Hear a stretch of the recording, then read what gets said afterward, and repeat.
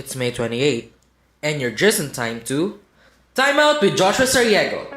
Good morning, good afternoon, and good evening to all my listeners. My name is Joshua Sariego, and welcome back to my mini podcast.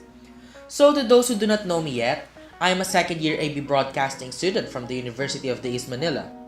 To inform you guys, I am barely surviving in these online classes. I am currently here at my hometown in Brooks Point, Palawan, experiencing slow internet connection and power interruptions sometimes. This online arrangement has indeed turned our worlds upside down.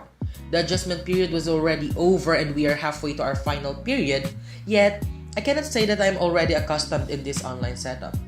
Nevertheless, even though that the system is stressing us out, the university and our professors are really doing their part in order for us to learn in the most effective and practical approach. And also, I am thankful to our professors who are considerate on our tight situations, most especially to those students who live in far-flung area like me. So for this episode, let me just share to you what I learned in one of my major subjects for midterms, the ABC 2104 or Communication and Media Theory.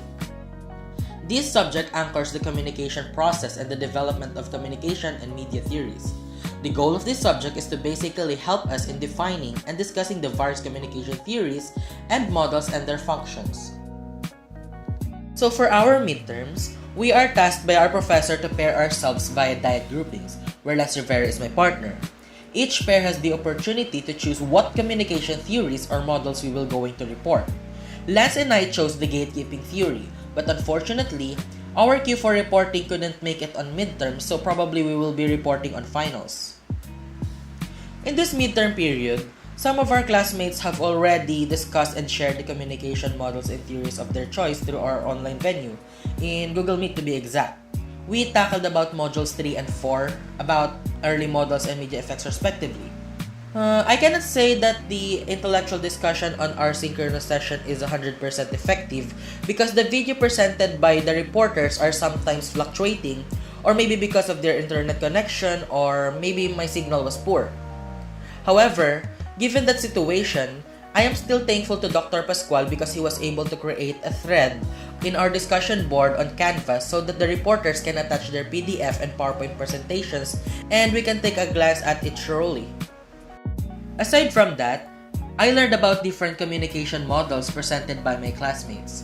I was able to get acquainted with the proponents who theorized these models and its theories. Reflecting on these lessons that we absorbed throughout the midterm period, I noticed that we, the people, keeps on interacting with each other. We talk to her, we talk to him, we talk to them about these and that's, the don'ts and do's, but we little consider the nature and the composition of our communication process and its progress throughout the years. These communication models help us in identifying and understanding the components and its relationship of the communication process that being studied. These models represent new ideas and were thought on various aspects of communication which help us in planning for effective communication system. I became aware of that the early communication models were pioneered by basic representations and mock-ups by some proponents. Very simple, very Jurassic, and then from time to time, these models are improved, extended, enriched, turned into complex, and are made better by other proponents with the goal of making the people to easily understand our communication process. For instance is the Shannon and Weaver's model of communication. This model was developed and postulated by David Kenneth Berlo in his SMCR model of communication, and same as by Melvin Lawrence DeFleur and DeFleur's development of Shannon and Weaver's model of communication. We did not notice that there is a development in communication models and theories from time to time.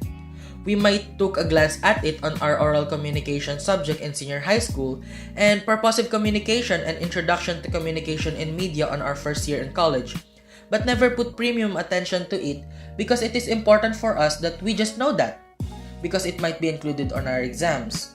But we did not reflect on ourselves that it is more important for us to know the origin of it because it is the foundation of our expertise. As a communication major, we should be mindful about the foundation of communication because it is our key in dealing with different mediums of media to spread messages, information to public, and to entertain our audience. So before I end this episode, I would like to leave a quote from Theo Gold.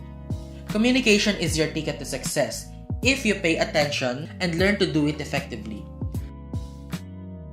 So to all my listeners, never let the noise of the world overpower the stillness of your soul.